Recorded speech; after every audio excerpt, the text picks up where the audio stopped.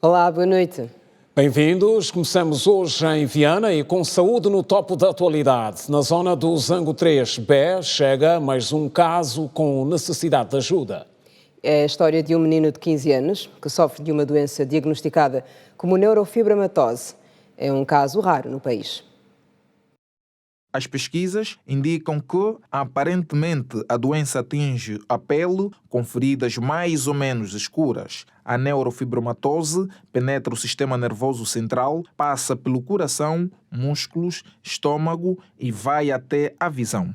Hamilton da Silva, que padece da doença desde 2012, já está com dificuldades para enxergar, respirar e ouvir, além da discriminação que sofre diariamente. E a família afirma que não tem dinheiro para resolver o problema. Tudo começou, ele tinha 9 meses e apareceu 2 bolinhas.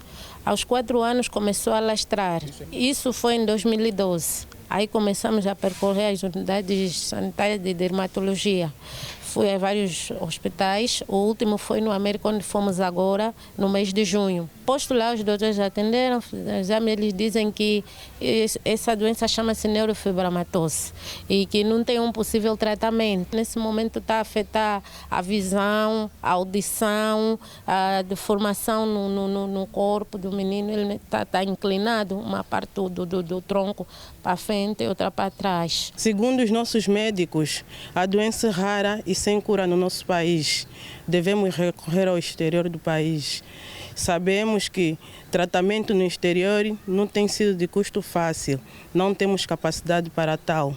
É o motivo que nos trouxe aqui, apelar à sociedade em geral, os órgãos de tutela à criança, Ministério da Saúde, empresários, pessoas particulares de boa fé, enfim, sociedade em geral, no sentido de nos ajudar. Me sinto sem solução. Estou a pedir encarecidamente, favor. Alguém de boa fé que ajude o meu filho, mano. Apesar de enfrentar a doença há 11 anos, Hamilton da Silva, que vive nesta casa aqui no Zango 3, acredita que ainda é possível concretizar os seus sonhos. Muitas pessoas, se eu quero conversar com elas, elas se afastam de mim porque eu tenho esta infecção. Na escola, algumas pessoas me chamam de borbulha por discriminação. E também na rua mesmo, as pessoas ficam a apontar a resto de mim como se eu não fosse um ser humano. Nessa altura, o meu sonho é ser engenheiro mecânico e cientista. Por causa desta doença, não vão me aceitar, não sei se vão me aceitar. Porque mesmo algumas vezes, se eu entrar em alguns estabelecimentos, as pessoas ficam a me olhar mal e não sou bem atendido como as outras pessoas. Apesar da doença, é um menino muito inteligente, tem uma criatividade muito grande, tem tirado boas notas, na escola é sensacional. Eu, em mim, tenho fé que este menino vai conseguir e os doutores também podem aproveitar essa oportunidade para posteriormente enriquecer cientificamente, porque possa ser que não é só ele. Acho que são vários, mas ainda estão no anonimato. A última vez que Hamilton da Silva esteve no Hospital Américo Boa Vida foi há 2 meses. A médica que o atendeu na área de dermatologia do hospital vai pronunciar-se nos próximos dias. Confira também em destaque nesta edição saúde reprodutiva e casos que dominam as atenções das especialistas no país. Também o censo piloto, o primeiro dia de atividades e a falta de informação que inquieta os populares em Luanda. No Ambo, munícipes criticam a falta de diálogo com a população para definir prioridades. Feira Internacional de Luanda, segundo dia de exposição, o essencial sobre a maior bolsa de negócios do país, você confere aqui. Audiências que dominaram a agenda do chefe de Estado no Palácio da Cidade Alta. Receio de autoridades em Cabo Verde sobre a participação da juventude nas Jornadas Mundiais previstas para agosto. Com o melhor do desporto sempre presente, os principais assuntos que marcam o dia no país e além fronteiras.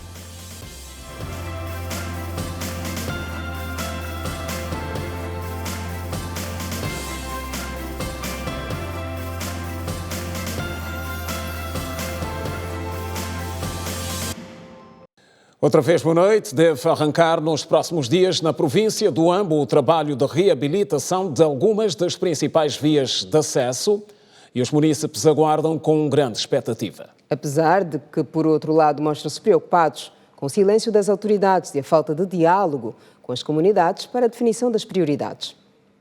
Os moradores falam dos problemas no acesso às suas localidades e da falta de iluminação pública no período noturno. A iluminação no período noturno, quero dizer que há ruas que exatamente têm a iluminação pública. A maior parte das ruas está mesmo péssima. Está péssima. Não tem iluminação pública. A estrada está mesmo péssima, está mesmo mal. E a população daqui do bairro das Cacilhas vem reclamando faz tempo. Ligamos na rádio, nada, não há soluções para isso. E em termos também de iluminação pública, nós não temos nos postos. Depois aqui a delinquência já é de se ver. As ruas todas estão muito desburacadas. Precisamos de asfaltar essas ruas todas. Porque mal que as ruas estão, a energia também é muito fraca. Depois tem poucas casas muito escuras. Pouca energia, depois os buracos, águas estagnadas nos buracos. Os diferentes orçamentos aprovados por despachos presidenciais devem ser aplicados com maior brevidade, defendem alguns moradores dos bairros Cacilhas e São José. É uma mais-valia para a população, para cada um de nós, para que tenhamos um bairro mais organizado. No caso das estradas, das ruas, que estão cheias de buracos, às vezes há dificuldades de entrar com os carros, sobretudo no tempo de chuva. Os problemas daqui do nosso bairro é quanto ao saneamento básico, exatamente.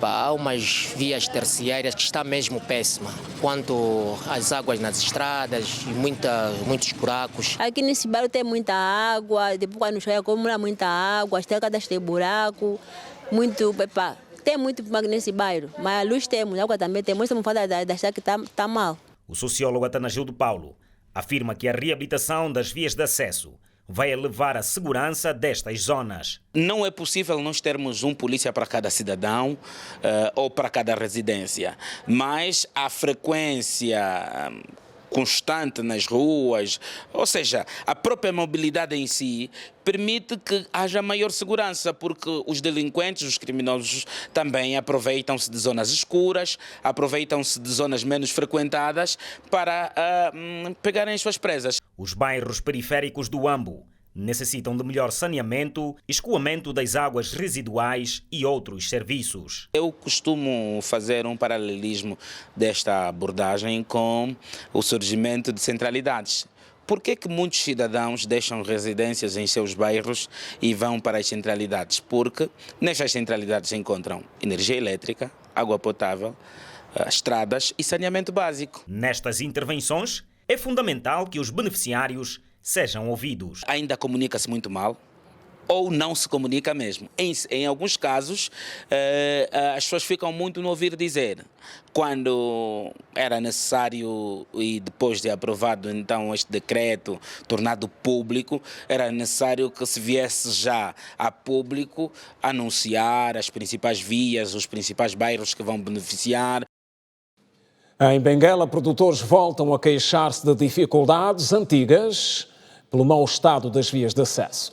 O problema é que há uma grande quantidade de produtos que não chega ao mercado de consumo por causa das dificuldades no escoamento. Numa altura em que os apelos à diversificação da economia têm sido quase uma palavra de ordem para a viragem da situação de crise alimentar que o país atravessa, o escoamento dos produtos do campo para a cidade tem sido uma dor de cabeça para os produtores agrícolas.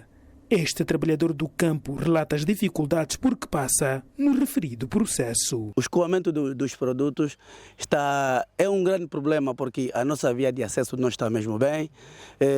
Aquela água que levou, aquela encheias de 2002 levou o acesso e até hoje estamos com o problema de escoar os produtos. Mas temos quase mais de 30 e tal fazendas, mas trabalhamos, levamos na cabeça para o outro lado, atravessamos com os calelui até que o produto chega até na praça. Os mercados informais têm sido os locais onde param os produtos agrícolas, a exemplo de Benguela. A par das vias, a falta de transporte é outro problema. Os triciclos, vulgo caleluia, têm servido de suporte no escoamento dos produtos agrícolas. Há uma zona aqui que de facto tem muita dificuldade de escoamento, que estamos a falar da zona do Nime, que é lá para cima das Bimbas. Eles têm muita dificuldade de escoamento por causa da via de acesso até chegar àqueles terrenos. Mas para nós aqui não. Temos um apoio muito grande nas Caleluias, as Caleluias ajudam muito no nosso escoamento para o mercado informal. E face a esta realidade, o economista Janísio Salomão entende que a aposta na produção nacional deve ser um compromisso a ser assumido pelo governo angolano. Agostinho Neto tinha uma célebre frase que eu gosto muito de parafrasear, que é: a agricultura é a base e a indústria o fator decisivo. Nós falamos muito da diversificação da economia no país, mas quando olhamos efetivamente o que foi feito desde 2002, que Angola tem paz até o presente momento, ainda é muito pouco relativamente à diversificação da economia. Olhamos a balança de exportação e vamos ver mais de 95% das exportações estão assentes num único produto, que é o petróleo. Isto não é possível. Ou seja, isso é o que faz com que nós tenhamos uma economia vulnerável. Ou seja, nós temos de produzir o arroz aqui, nós temos de produzir o óleo no nosso país, nós temos de produzir o açúcar no nosso país e outros produtos que fazem parte da cesta básica. Ou seja, não podemos compreender que nós continuamos a torrar bilhões de dólares para importar coxa de frango, para importar carne de vaca, quando nós temos capacidade de produção nacional. Então, é importante, o que defendemos é contínua aposta no setor da agricultura, de sorte que a médio e longo prazo nós venhamos inverter a matriz econômica do nosso país. O projeto Luz na Tua Banda chegou ao bairro Nguimbi, no Icolibengo, 40 anos depois. Os moradores da zona já podem contar com iluminação pública, apesar da falta de alguns outros serviços que tornam a vida difícil. Há mais de 40 anos que os munícipes do bairro Nguimbi, em Icolibengo, moravam como morcegos. À noite, para eles, era um período de vigia, devido à criminalidade por falta de iluminação pública naquela localidade. Esta é uma realidade que ficou para trás. As lâmpadas no bairro Nguimbi já acendem para a felicidade dos seus moradores. Porque já saímos longe a pedir, nos deu essa luz, para toda a gente ficar alegre. E eu fiquei a gostar. Para nós é uma benção, vamos voltar a ter o Nguimbi aceso. Entretanto, os moradores do bairro Nguimbi clamam por outros serviços. Nós já levamos cadáver a partir de catete para ser enterrado do Nguimbi, levar na cabeça. E nós fomos ver o castigo é muito. Quando chove não entra carro, não entra moto. E nós pedimos que primeiro a estrada que tem que nos dar. Temos a questão da escola, que o muro que se levantou do quintal é muito baixo. A juventude entram, pulam aquele muro, roubam as carteiras, fazem coisas que não dão dentro da sala. Também nós temos feito o pedido que pelo menos nos levantasse só com ele para uma altura assim de 10 fiadas. Temos também aí o hospital, só está ele e meteram umas redes assim em volta. Essas redes, os cabritos, o porco furam aquelas redes. E para ver melhorada a condição e a mobilidade naquela localidade, nos próximos dias a administração vai reabilitar a estrada que liga Nguimbi à sede do município, Catete. De formas a darmos melhor dignidade à população do Nguimbi, vamos rapidamente ver a questão da via que dá acesso para termos uma outra mobilidade da população do Nguimbi para Catete e vice-versa. Temos de falar aí 3 a 4 quilômetros. Também é nossa missão pôr nos próximos dias carteira na escola. Estamos com muita dificuldade, a escola não está com um bom cenário. Precisamos não só pôr a avaliação, mas também pôr carteira e dar uma outra visibilidade à escola. Agora o caso da burla milionária, a venda de falsos bilhetes que envolvem uma agência de viagens aqui em Luanda. Mais de 200 cidadãos lutam pelo reembolso dos seus valores depois de terem sido supostamente enganados. No Aeroporto Internacional 4 de Fevereiro, a confusão continua.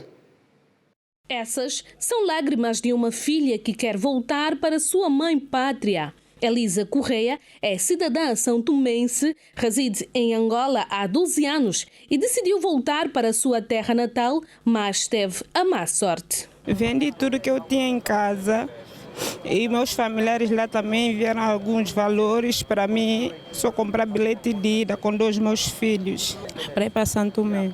Me deparei com isso, estou grávida, já não quero ter bebê aqui e também já não tenho como, porque já vendi tudo. A minha renda também já terminou, então Só peço mesmo só que a senhora leu mesmo, só resolve a nossa situação.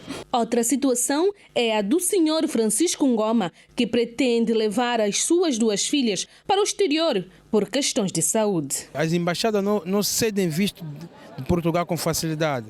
Logo que os vistos caducarem, vai ser uma luta, uma outra guerra. Isto trata-se de caso de vida ou morte das minhas filhas. Por favor, faça meu reembolso. Esta situação já dura há 1 semana e até o momento os passageiros não têm nenhuma resposta da parte da agência. Até agora nós não temos uma resposta assim certa do lado da direção da agência e nem de entidades nem que deviam pôr o pé nesta situação.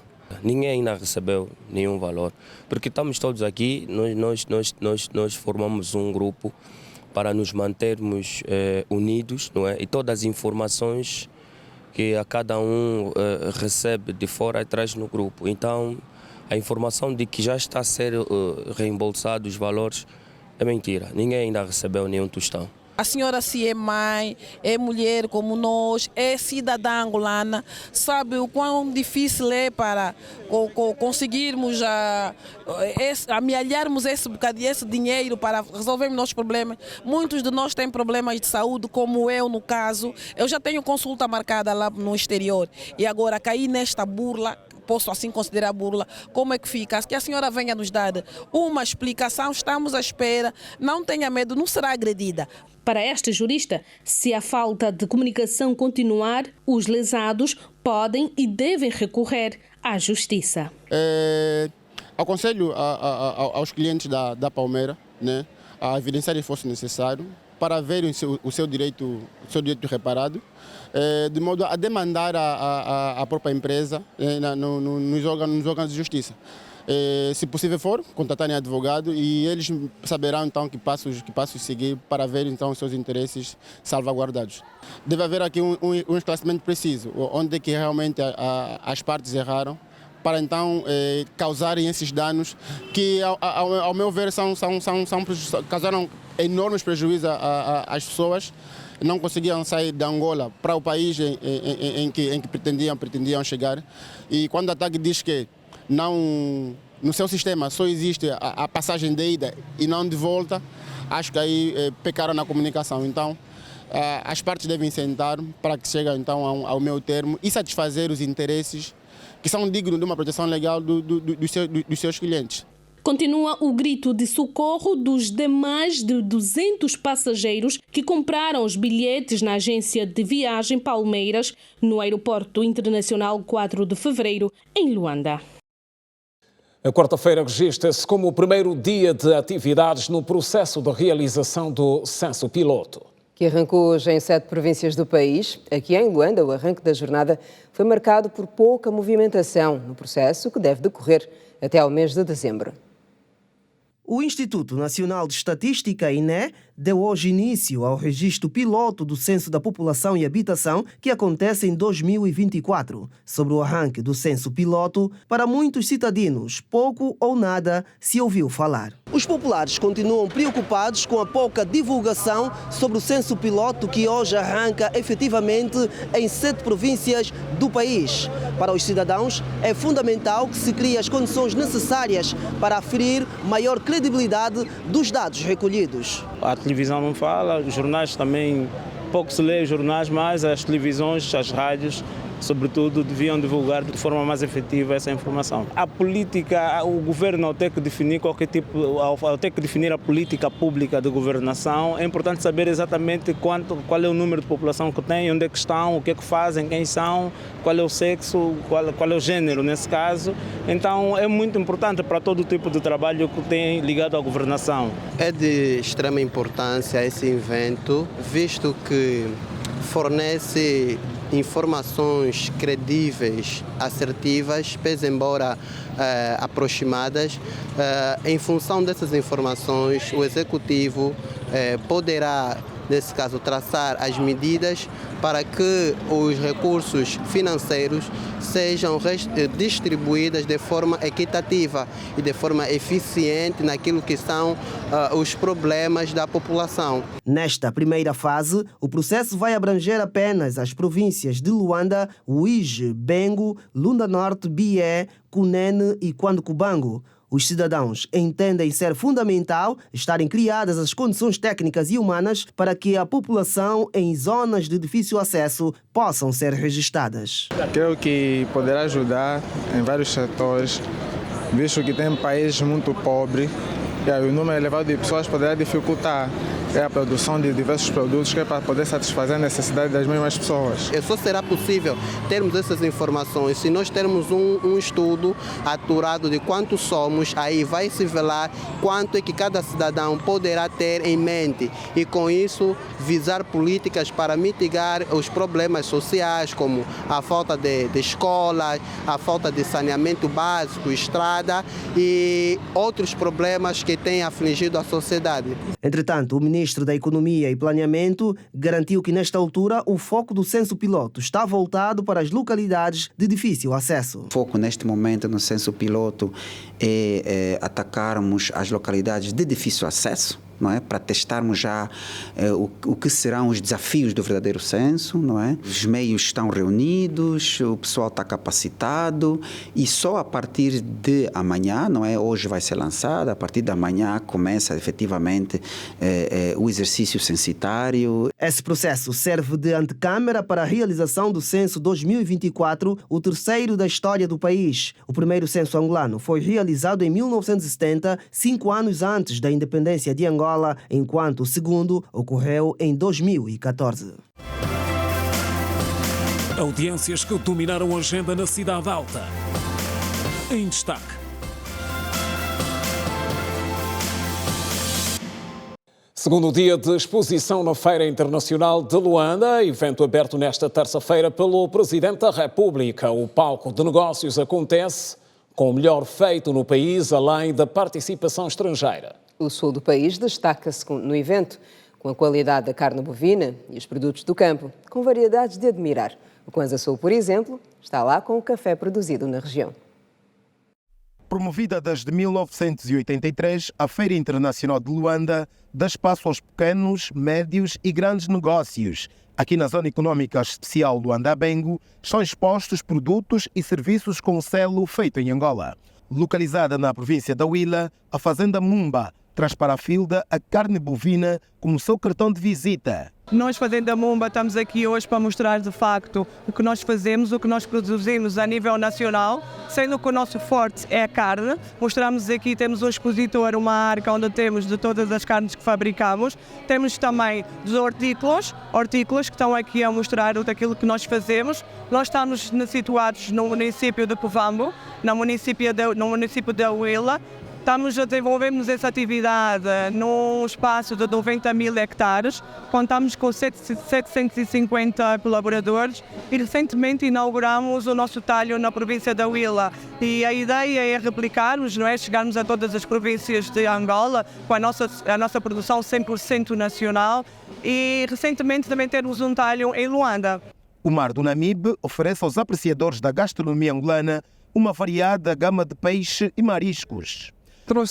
Temos o atum, temos o atum já preparado em conserva e temos as gambas, temos o lírio, temos o cherno, pargo, de tudo um pouco. O mar daqui em Angola nos fornece isso, estamos localizados na província do Namibe, Peixaria da Arvida, isso ao dispor de todo o país fizemos entrega.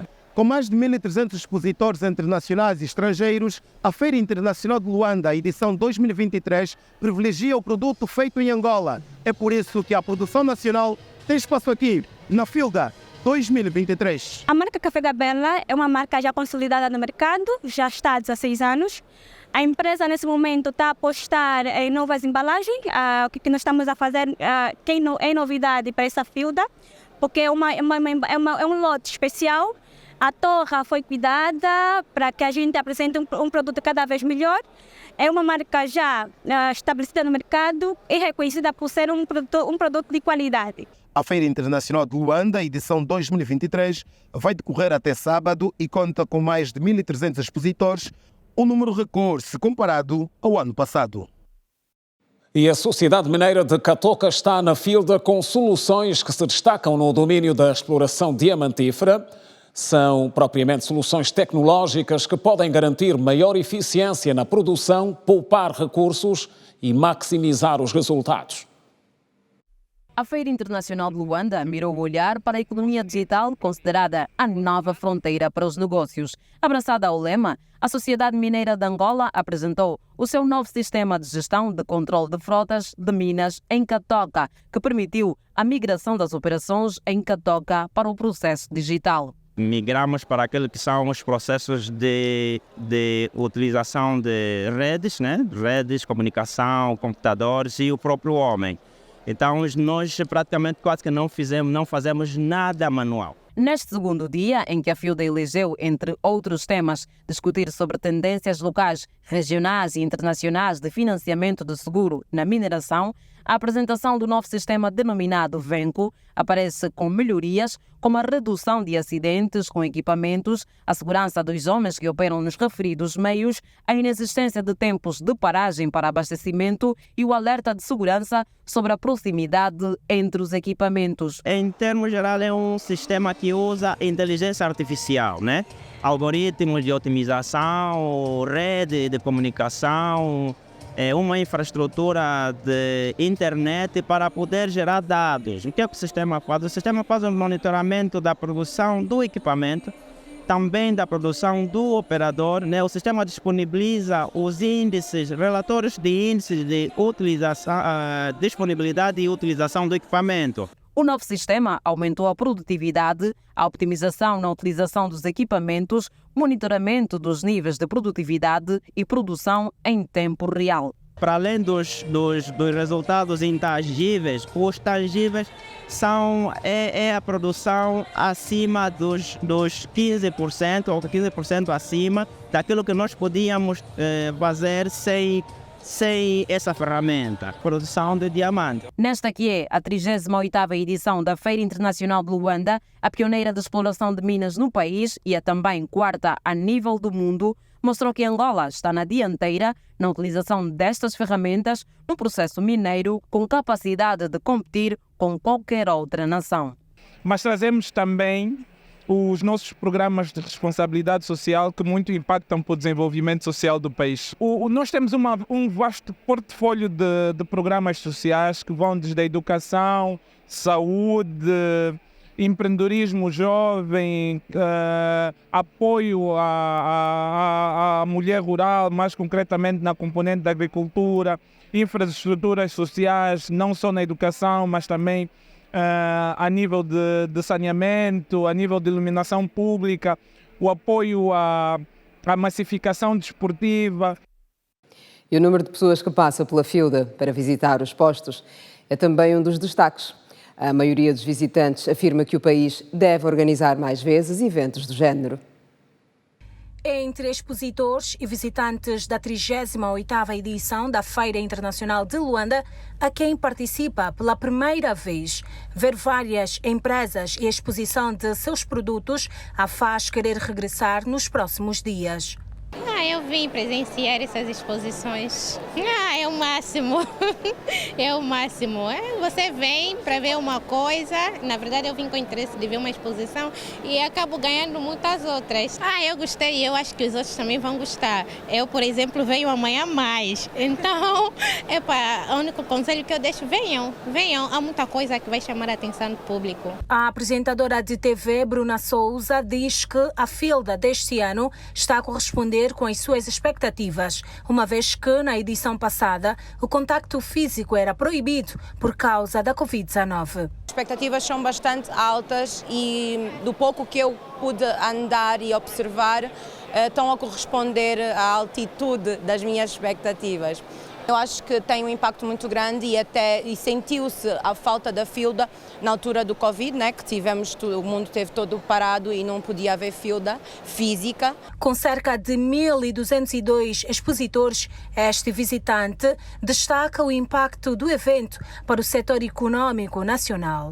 Numa perspectiva macroeconômica, esse evento tem um grande impacto a nível nacional, porque isso vai promover o consumo interno e vai estimular a produção nacional. E ver até certo ponto micro, pequenas e médias empresas aqui, isto vai ajudar com que tenha um ritmo acelerado na produção nacional. E saber que há empresas internacionais a interagirem aqui, isso até certo ponto também vai aumentar o desejo delas mesmas promoverem a exportação de produtos nacionais. A Feira Internacional de Luanda é uma atividade onde as empresas nacionais e estrangeiras mostram o que de melhor produzem para o mercado local. A FILDA é considerada a maior bolsa de negócios de Angola.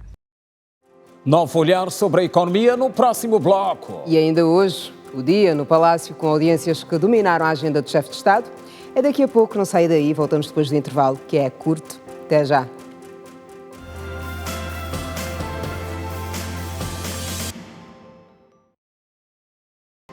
Regresso das notícias, o Presidente da República acreditou hoje 6 embaixadores com estatuto de residentes para exercerem funções em Angola. Na lista, o destaque recai para Uganda, Cabo Verde e Emirados Árabes Unidos. Para o caso específico de Cabo Verde, ficou expresso o desejo de ver mais fortalecidas as relações entre Angola e Cabo Verde.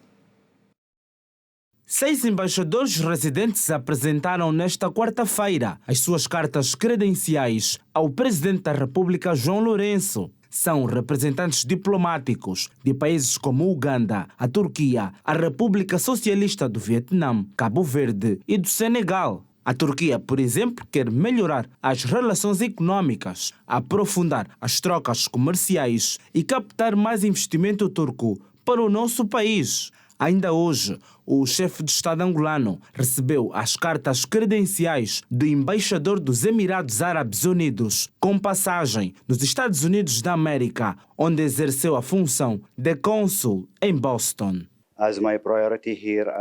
Na minha qualidade de embaixador dos Emirados Árabes em Angola, quanto às minhas prioridades, a primordial é o reforço das relações bilaterais entre os dois Estados. Neste sentido, também aumentar as oportunidades para que mais empresas possam vir investir em Angola e também faço o voto de poder contar com o apoio e trabalho dos vários ministros da República de Angola.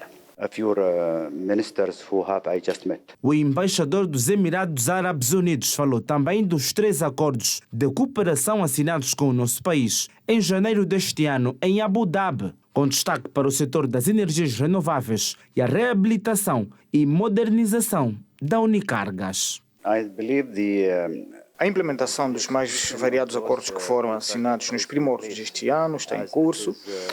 Se tivermos que falar de forma específica, por exemplo, acordos que têm a ver com a cooperação no setor militar, que foi assinado durante aquela ocasião, o seu processo de implementação está em curso e, digamos, está a tomar o seu curso normal.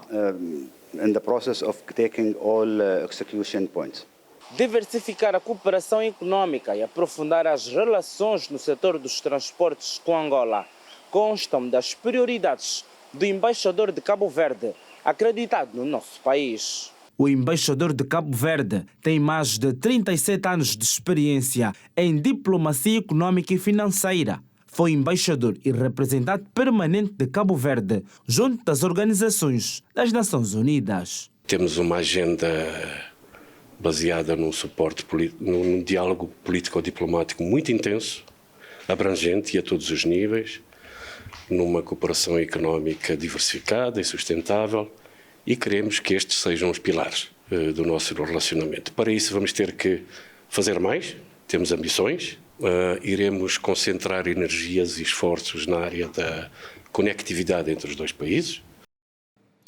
Ainda hoje, o chefe de Estado recebeu no Palácio da Cidade Alta uma delegação da Federação Angolana de Ciclismo. Neste encontro, o diálogo passou essencialmente pela necessidade de apoio para a massificação da modalidade no país e bases para a organização do Mundial que está previsto para este ano. A massificação do ciclismo e a procura de mais apoio e patrocínio para a modalidade fez deslocar ao Palácio Presidencial uma delegação da Federação Angolana de Ciclismo, constituída pelos campeões nacionais e representantes de escolas de formação. O chefe de Estado recebeu explicações sobre o estado atual do ciclismo, bem como esclarecimentos sobre a realização em 2024 do Campeonato Africano de Ciclismo no nosso país.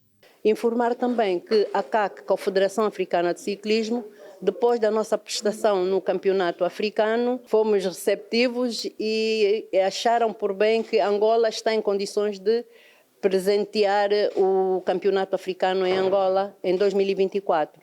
Pedimos a anuência à Sua Excelência e a quem de direito para que se efetive esta realização do Campeonato Africano em Angola. Cremilda Rangel disse aos jornalistas que a segunda edição da Volta a Angola está prevista para o mês de outubro, mas a falta de patrocínio pode inviabilizar o torneio. Vamos trabalhar agora com o governo do Ambo, onde vai partir a atividade, que vamos passar saindo do Ambo, passando por Benguela e Kwanza Sul, são as paragens onde Pipino esteve presente e praticou a modalidade, e com término em Luanda. De momento ainda não temos uma luz verde no túnel, mas eu espero e tenho a fé e esperança de que vamos realizar essa atividade com sucesso. As escolas de formação de ciclismo ao redor do país trabalham nesta altura na massificação da modalidade. A grande dificuldade prende-se com questões financeiras para a importação de materiais.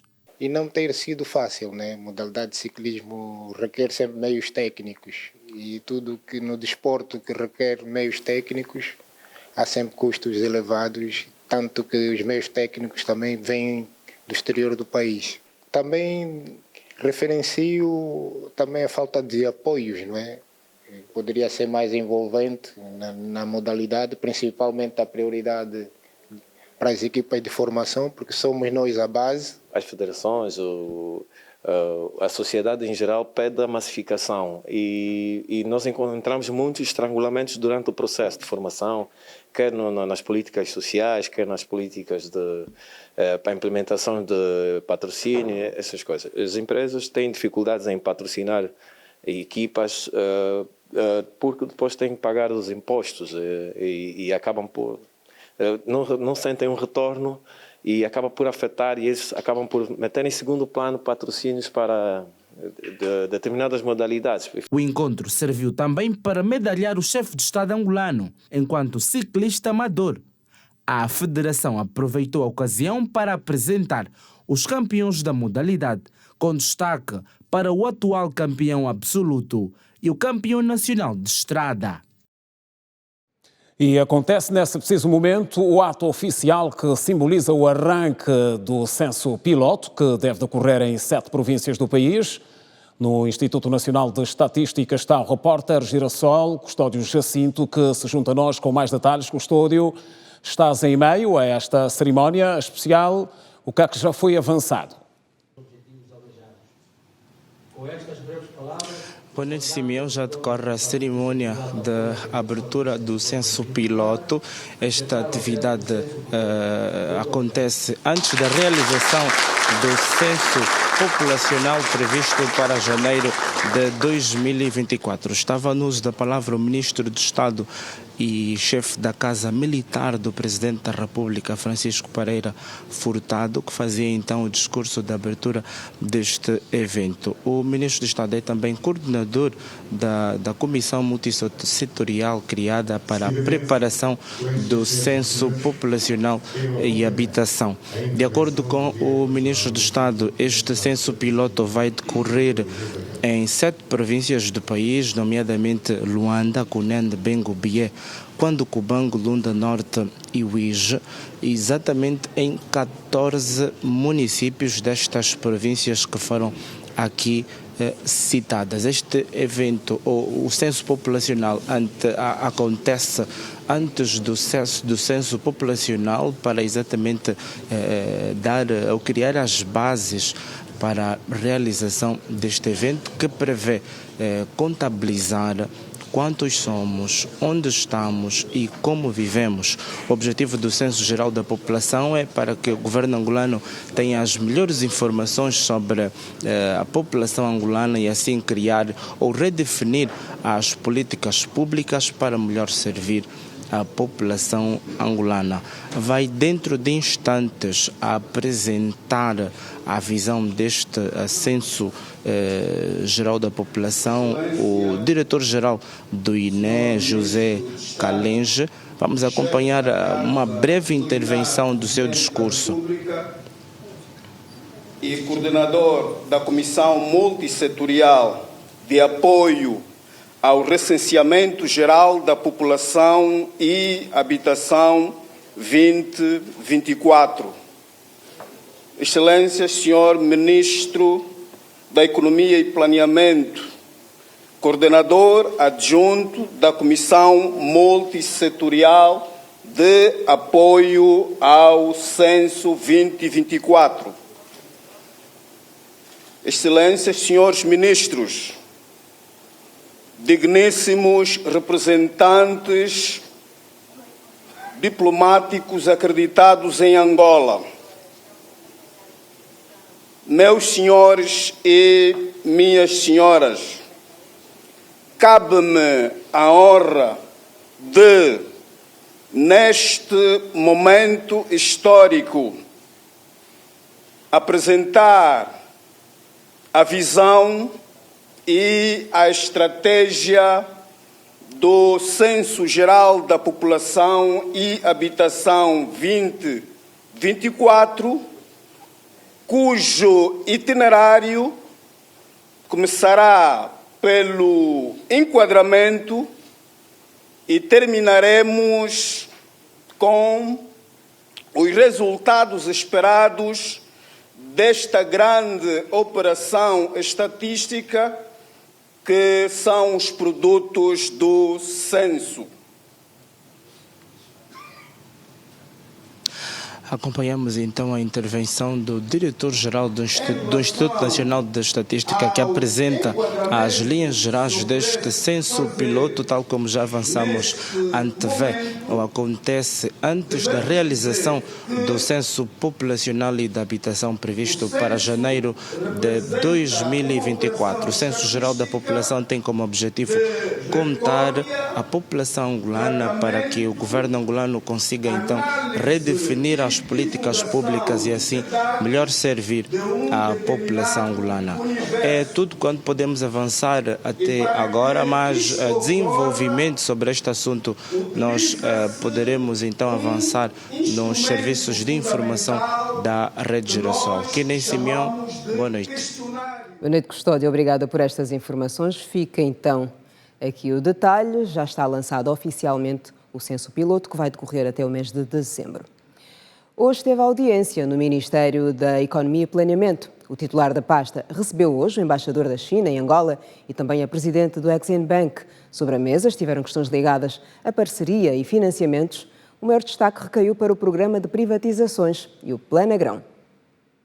Os planos de fomento da produção de grãos, Plana Grão, das pescas, Plana Pesca e do desenvolvimento da pecuária, Plana Pecuária, poderão ganhar novos parceiros da China para o reforço da dinamização dos instrumentos afetos ao Programa de Apoio à Produção, Diversificação das Exportações e Substituição das Importações PRODESE. Essas empresas são, em alguns casos, pouco visíveis, mas produzem muitos bens e serviços, não é? Então, nós tivemos a ver de que forma é que podemos apoiar estas indústrias, estas unidades econômicas, quer sejam agrícolas, quer sejam industriais, a produzirem mais, não é?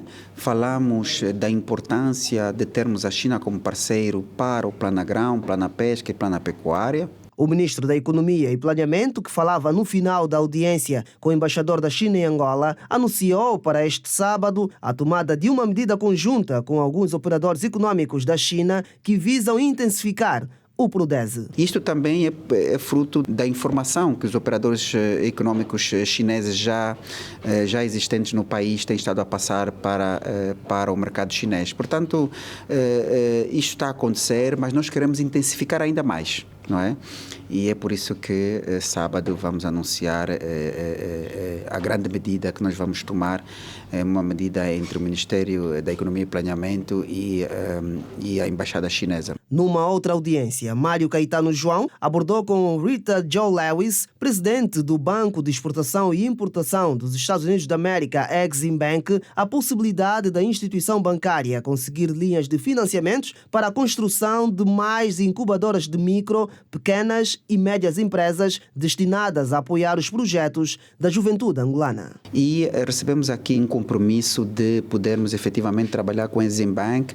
Vão ver a nível das oportunidades de financiamento nos Estados Unidos, portanto com os seus parceiros, o Exim Bank também tem parceiros, para ver se conseguem de facto nos ajudar de forma em parceria, portanto partilha de custos, de nós irmos construindo várias incubadoras, não só em Luanda, mas também ao longo do país, para que a juventude tenha a sua casa, onde é que ele possa crescer, possa sair de empreendedor e criar a sua empresa e depois, é claro, que ir crescendo ao longo da cadeia de amadurecimento, portanto, microempresa, pequena, média e até grande empresa.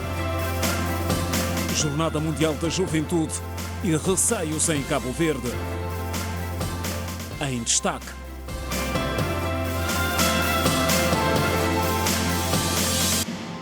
Acidente de aviação na Argélia deixa 34 mortos. Edna Firmino traz o essencial sobre esta e outras matérias no Compacto Internacional. A seguir, Edna, boa noite. Olá, Kina Santos, boa noite. Olá. Boa noite, Simeão Mundula. Boa noite. Boa noite a todos. O acidente ocorreu no sul da Argélia, onde 14 pessoas ficaram feridas e 34 morreram, informou o Serviço de Proteção Civil argelina. O acidente seguido de um incêndio ocorreu quando um autocarro colidiu frontalmente com um veículo ligeiro. O Serviço de Proteção Civil da Argélia, em 2022, registrou 22 mil acidentes rodoviários que resultaram em 3 mil mortos e 30 mil feridos. Outras notas internacionais, acompanhem.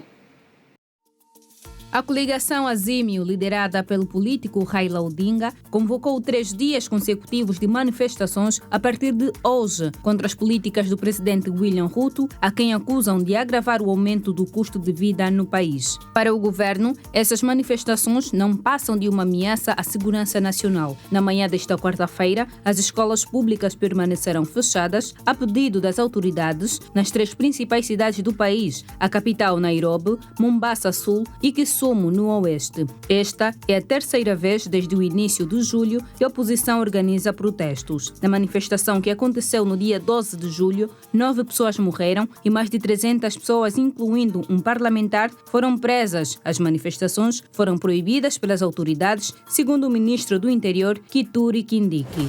O presidente russo Vladimir Putin não vai comparecer à cúpula do grupo BRICS de economias emergentes na África do Sul em agosto, por acordo mútuo, informou a presidência sul-africana nesta quarta-feira. A Rússia será representada pelo ministro das Relações Exteriores, Sergei Lavrov, na cúpula de Joanesburgo, ao lado dos líderes do Brasil, Índia, China e África do Sul. A África do Sul enfrentou um dilema ao sediar a cúpula, porque como membro do Tribunal Penal Internacional, teoricamente teria de prender Putin por supostos crimes de guerra e de deportar crianças ilegalmente da Ucrânia se ele participasse. O mandato de prisão foi emitido em março último. Moscovo afirma que o mandado é legalmente nulo, já que a Rússia não é membro do Tribunal Penal Internacional. As chuvas torrenciais provocaram inundações e deslizamentos de terra na Coreia do Sul, onde 41 pessoas morreram e 35 ficaram feridas. A maior parte das mortes aconteceu num túnel onde várias viaturas ficaram presas. As equipas de resgate continuaram as buscas por 9 pessoas ainda desaparecidas em consequência dos deslizamentos de terra e inundações provocadas por mais de uma semana de chuvas torrenciais na Coreia do Sul. Perto de 13 mil pessoas tiveram de ser retiradas retiradas das suas casas e mais de 28 mil pessoas ficaram sem eletricidade. Mais de 10 mil soldados foram mobilizados para ajudar nas operações de resgate. A Organização Meteorológica Mundial da ONU alerta para o aumento do risco de mortes causadas pelo calor extremo que atinge a Europa, a Ásia e os Estados Unidos da América. O Centro de Coordenação de Resposta à Emergência da União Europeia emitiu alertas vermelhos para altas temperaturas na maior parte da Itália, nordeste da Espanha, Croácia, Sérvia, sul da Bósnia e Montenegro. As ondas de calor neste verão estão a chegar aos 52 graus Celsius no nordeste da China. Coincidiram com incêndios florestais que atingiu a região da Grécia, aos Alpes suíços e inundações mortais na Índia e na Coreia do Sul. As temperaturas na América do Norte, Ásia, no norte da África e Mediterrâneo ficarão acima dos 40 graus Celsius por um número prolongado de dias nesta semana, à medida que a onda de calor se intensifica, informou a Organização Meteorológica Mundial. A situação aumenta a urgência das negociações nesta semana entre os Estados Unidos da América e a China, os maiores poluidores e emissores de gases de efeito estufa do mundo. Da atualidade internacional é tudo. Nós voltamos amanhã com mais informações. Kina Simeão, boa noite. Continuação de um ótimo jornal. Boa noite, Edna. Muito obrigada. Estamos juntos. Até amanhã. E fazem eco pelo mundo as mobilizações para as Jornadas Mundiais da Juventude. Mas em Cabo Verde, as autoridades religiosas, sobretudo ligadas à Igreja Católica, parecem não estar muito a favor da adesão da juventude cabo-verdiana. Mais de 900 pessoas cabo-verdianas vão para Lisboa, capital de Portugal, entre 25 e 28 de julho, para participarem da edição 33 da Jornada Mundial da Juventude. Entretanto, as autoridades católicas em Cabo Verde receiam que algumas pessoas aproveitem a viagem por ocasião do evento para não mais voltarem para o país. Por isso, asseguram que está a ser feito um trabalho de sensibilização aos viajantes para cumprirem o programa da jornada, voltarem para Cabo Verde e não optarem pela imigração clandestina. A Igreja Católica em Cabo Verde conta que os cabo-verdianos têm visto Portugal como um país de oportunidade e, por isso, poderá haver tendência de as pessoas aproveitarem esta viagem para refazerem as suas vidas. A entidade religiosa assegura que os vistos para a Jornada Mundial da Juventude têm duração de 18 dias e, por isso, cada um deverá ser responsável pelas consequências resultantes das suas decisões. A Jornada Mundial da Juventude decorre de 1 a 6 de agosto em Lisboa, Portugal, e mais de 1 milhão de pessoas são esperadas para o evento. Termina aqui a edição de quarta-feira do Girassol Jornal, a terceira da semana. Obrigada pela companhia de sempre. Boa noite e passe bem. Boa noite.